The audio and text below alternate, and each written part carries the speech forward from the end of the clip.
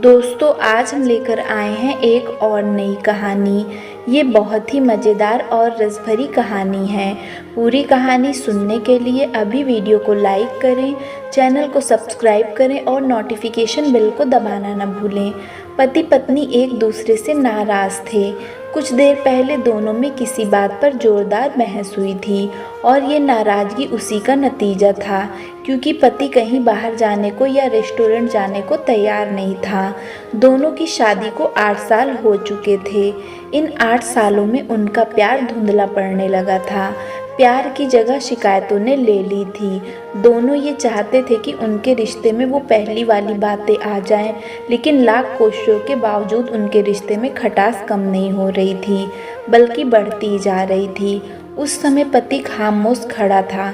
पत्नी उसके पास आई और उसे एक डायरी देते हुए बोली, मैं इन रोज़ रोज़ के झगड़ों से तंग आ चुकी हूँ।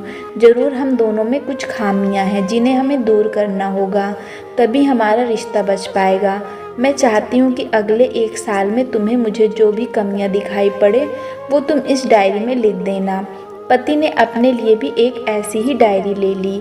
अगले साल अपनी शादी की सालगिरह के दिन हम एक दूसरे की डायरी पढ़ेंगे और उसमें जो भी कमियां लिखी होंगी उस पर चर्चा करेंगे और उन्हें सुधारने की कोशिश करेंगे।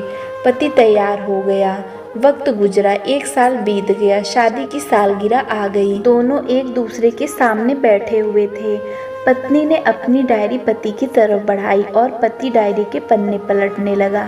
पहला पन्ना, तुमने पिछले साल मेरे बर्थडे पर मुझे कोई गिफ्ट नहीं दिया। मुझे बहुत बुरा लगा, तुम्हें गिफ्ट देना चाहिए था। दूसरा पन्ना, जब मेरे मम्मी डैडी हमारे घर आए थे तब हमने मूवी देखने का प्लान बनाया था, लेकिन तुम उस दिन ऑफिस से देर से लौटे। मम्मी डैडी के सामने मुझे नीचा दिखना पड़ा। तुम्हें वादा निभाना सीखना होगा। तीसरा पन्ना, मैं तुम्हारे लिए इतनी मेहनत से स्वेटर बुना, लेकिन तुमने तारीफ़ के 2 शब्द भी नहीं कहे। क्या मैं इस काबिल भी नहीं हूँ? इस तरह डायरी के सारे पन्ने भरे हुए थे।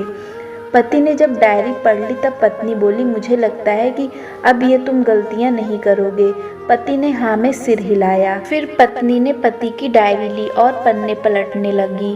पहला पन्ना खाली था, दूसरा पन्ना भी खाली था, तीसरा पन्ना भी खाली था।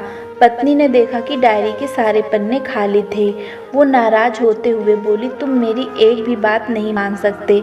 मैंने साल भर कितनी मेहनत से पूरी डायरी लिखी और तुम एक पन्ना भी नहीं लिख सके। पति ने कहा, आखिरी पन्ना खोलो, सब कुछ लिख दिया है। पत्नी ने आखिरी पन्ना खोला और पढ़ने लगी। उसमें लिखा था, चाहे तुमसे जितनी भी शिकायतें करूं, तुमसे जितनी भी बहस करूं, सच ये है कि मैं तुम्हारा दिल से आभारी हूं, क्योंकि इतने सालों में तुमने मुझे और मेरे परिवार को बहुत प्यार दिया है। इसलिए इस डायरी में लिखने के लिए मेरे पास कुछ नहीं है। ऐसा नहीं है कि तुम में कोई कमियां नहीं हैं, लेकिन तुम्हारे प्यार, समर्पण और त्याग के सामने वो सारी कमियां कोई मायने नहीं रखती हैं। हजारों कमियां हैं मुझ में, इसके बावजूद भी तुम मेरी परछाई बनकर हर कदम मेरे साथ रहती हो। भला अपनी परछाई में भी कोई कमियां निकाल सकता है? तुम जो हो, जैसी हो, मैं तुम्हें बहुत प्यार करता हूँ और इस तरह तुमसे लड़ते झगड़ते और प्यार करते अपनी सारी ज़िंदगी गुजार देना चाहता हूँ। उम्मीद है तुम मुझे और मेरे परिवार को यूं ही प्यार करती रहोगी। ये पढ़कर पत्नी की आंखों में आंसू भर आए।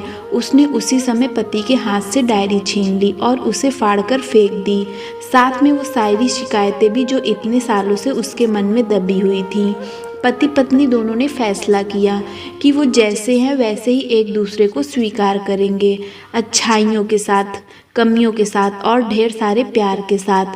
दोस्तों, हमें अपने जीवन साथी के अंदर अच्छाइयों को ढूंढना चाहिए, ना कि बुराइयों को। हर इंसान के अंदर कुछ अच्छाइयाँ हैं और कुछ बुराइयाँ होती हैं। कोई भी इंसान बुराइयों के बगैर नहीं है। इसलिए हमें हमेशा अपने जीवन साथी के अंदर अच्छाइयाँ देखनी है, बुराइयों को इग्नोर कर देना है।